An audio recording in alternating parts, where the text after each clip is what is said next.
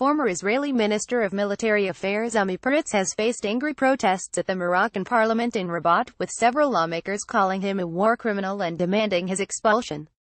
Peretz, who is currently a member of the Knesset for the Zionist Union, set off a storm at the chamber on Sunday after arriving to attend a joint conference of the Parliamentary Assembly of the Mediterranean PAM and the World Trade Organization. "You are a war criminal.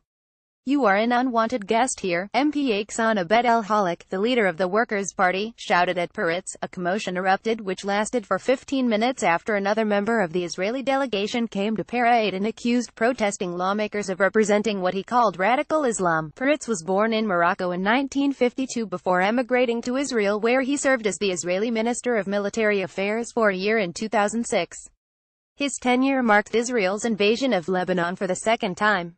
Under his command, Israeli attacks were carried out via air and land on military and civilian targets for 33 days, during which more than 1,000 Lebanese were killed. In the last 48 hours of the war, Peretz pushed for a massive ground operation, in which 33 Israeli troops were killed. Israel used to have a Israeli liaison office in Morocco until 2000, but it had to close it down after the Second Palestinian Intifada broke out. Peretz has visited Morocco in the past and met with the king. According to the Jerusalem Post, Peretz led the Israeli delegation to this week's conference on facilitating trade and investments in the region.